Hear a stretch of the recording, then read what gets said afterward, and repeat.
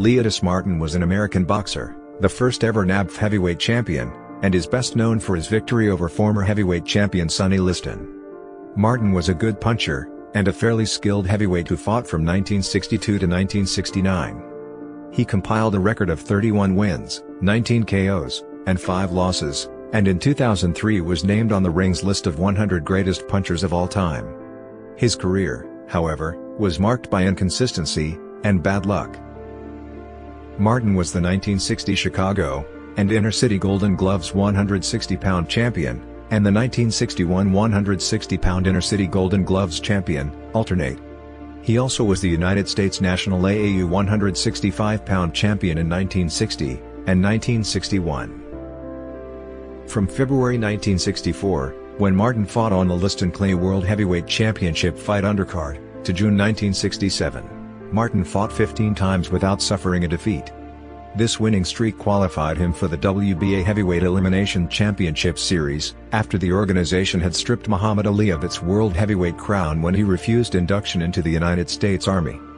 But even this win streak was laced with hard luck. On May 10, 1965, he faced Sonny Banks, then one of only 2 fighters to have knocked Muhammad Ali down for a count. Martin scored a 9th-round knockout over Banks. Martin's jubilation was short-lived. Banks never recovered from the blows he received during the fight, and died from his injuries. Although Martin was selected for the WBA title elimination tournament, he was matched, in his first fight, against the Ultimate Tournament winner Jimmy Ellis.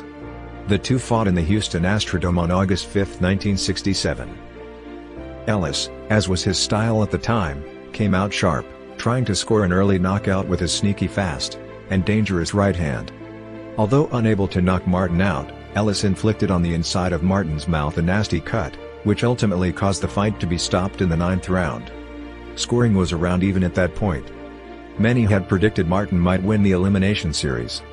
Martin had campaigned for a contest with fellow Philadelphian Joe Frazier, but it never happened. Mainly due to Martin's loss to Bonavena, who got the Frazier match instead. Martin rebounded from the Ellis defeat by traveling to Germany to knock out German and European heavyweight champion Karl Mildenberger in 7 rounds.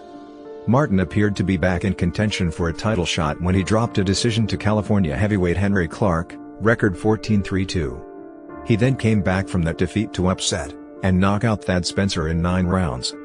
His title quest, however, again was derailed when Martin traveled to Argentina to meet Oscar Bonavena in his hometown of Buenos Aires, where he lost by decision. Bonavena went on to fight Frazier for the world title. After the Bonavena loss, Martin put together a 4-fight win streak, including 2 wins over Detroit hometown favorite Al Blue Lewis. These fine efforts landed him a match with veteran former champion Sonny Liston on December 6, 1969. Liston had resumed boxing after his 2 stunning losses to Muhammad Ali, and had run off a winning streak of 14 fights with 13 knockouts. Although slowed by age, Liston was still a feared heavyweight. Martin, who formerly had been Liston's sparring partner, devised a simple fight plan. Rather than attempting to slug with the bigger and heavier Liston, Martin stayed away from him, boxing, and waiting for the older man to tire. Despite a close call in the 4th round when Liston caught him with a booming left hook that knocked Martin down, Martin seemed to get stronger with every passing round while Liston weakened. Finally, in the 9th round, Martin hit Liston with a powerful combination that knocked the former champion out. Fate, however, double-crossed Martin once again. He had suffered a detached retina during the fight, and was forced to retire before he could capitalize on the biggest win of his career. For the next 26 years Martin lived a quiet life in the Mount Airy section of Philadelphia. Early in 1995 he retired from Bud and Company, after 31 years as a machinist. In November that year Martin had a stroke brought on by hypertension and complications from diabetes, and died en route to a local hospital, aged 56. Martin's death received little coverage in the boxing media. Martin has a professional record of 36 fights, with 31 wins and 5 losses.